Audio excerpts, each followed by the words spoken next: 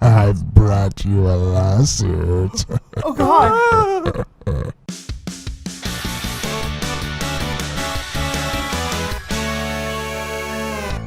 Hey everyone, welcome to GameGorgon. My name's Indigo. And I'm Krug. And today we're going to be talking about how Friday the 13th game is and isn't closing. Stopping development, sort of, and kind of for a weird reason that I don't understand, and we're going to get into that right now. First of all, a little bit of background. The Friday the 13th IP has been in a lawsuit over ownership of that IP since 2016 between the person who originally wrote the story and the people who originally produced the movie that the story was written for. Yes. Right? That has been a thing for a very long time. Just get that out of the way up front. It'll become confusing later, I promise. This game's developed by Gun Media. Pretty good game. It's, been pretty well received by people. I think the worst that anybody has to say about it is that it has a lot of potential and they want to see it succeed. Yeah, and which is good. The only negative I would say on it is people that just don't enjoy that genre. Right. As a whole. Yes. That would be the other kind of aspect to it. Gun Media came out about 2 weeks ago stating that they were no longer going to be developing new content for the game. That they were going to focus on balance, on bug fixing and patching, and on developing dedicated servers. Yes. Which is something that their community has been asking for a long time, and that kind of got everybody a little bit sad. In a separate post, they had mentioned that they have some things that they're working on now, but they wanted to get that out into the light so that they weren't just being silent about the issue. And I think that gave a lot of people false hope.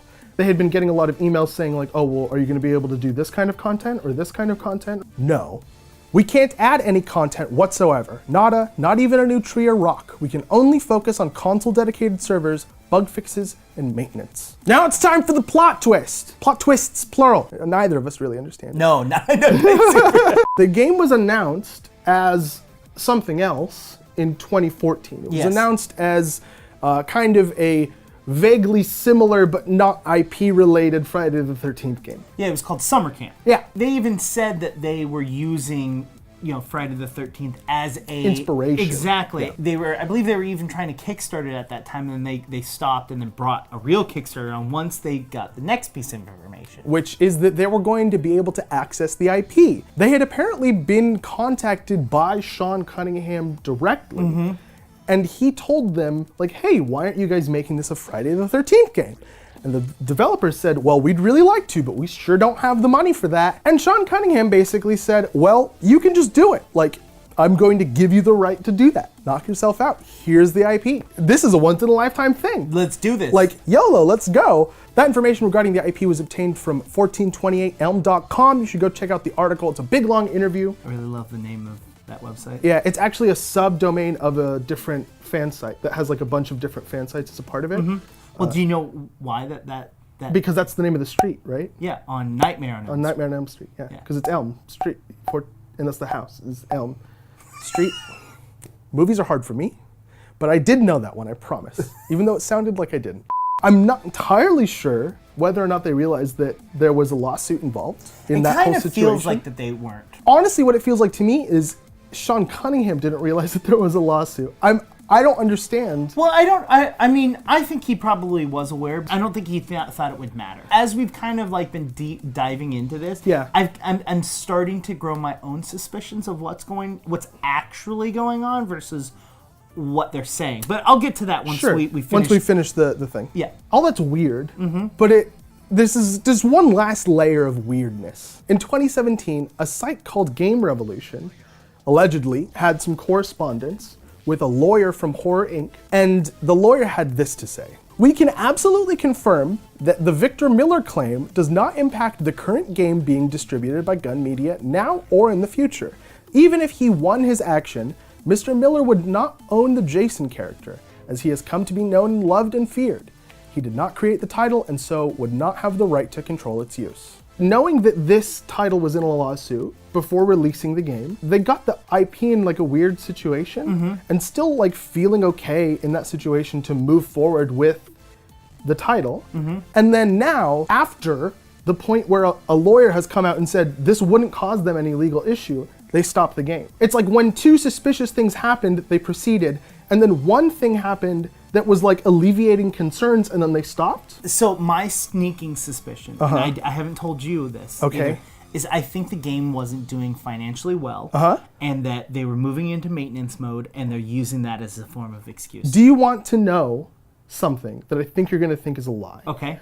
I agree with you. Really though, like that's the only thing that makes viable sense. It really doesn't in any other. And you know what? Like, that's fine. I honestly don't even care if that's the case. Yeah. I'm not like gonna hold it against them because sometimes when stuff like that happens in the gaming industry, communities go insane. Yeah. And it's totally okay to say like, hey, we're trying to avoid this hyper unreasonable reaction, and so we're just going to lie because it's not affecting anybody's bottom line. Now, if they were like still. See, now it gets complicated because now, like, it's a question of money. Like, are they taking money from people? Are they not taking money from people? Like, how is it working financially? Yeah, because they basically said we're moving into maintenance mode. Yeah. We're doing the bare minimum to keep the game alive or still working. That's it. They said they were going to keep doing balance, which is like gameplay changes technically, and that they're going to be doing bug fixes and stuff, so it's not. But then they also said they couldn't even make assets like rocks or anything like that. Right, and then how long is it financially viable for them to keep working on that game? It can't be for very long at all. Well, and that's kind of why all of the news like organizations that were posting about this were saying this game is closed. Yeah. Is because it's the kiss of death. It is. If you move into maintenance mode, you're basically saying I'm only going to like pay attention to this as long as I have to. And then at that point, I don't understand why they're not just closing. That's the thing that's getting me is like because they think they can get an extra buck out of some people. But that's I mean, I don't know that's true. I don't know that's true. And that's the only thing I can see too. I can't think of any other benefit for them to work on a game that they will not or cannot progress. Is this probably just maintenance mode and this is an excuse, or do you? Or is it a little fishy? Or let us know down there. While you guys are down there, make sure to hit the like button. Make sure to hit the subscribe button because we know you don't. After you hit the subscribe button, also hit the bell icon. You can talk to us over on Twitter. You can talk to me specifically at Indigo, and my username is at IndigoQT. And I'm Crew. You can get me at QueueTimes on Twitter. You can also reach both of us at _QueueTimes on Twitter. We have been GameGorgon. We'll see you guys tomorrow. Goodbye.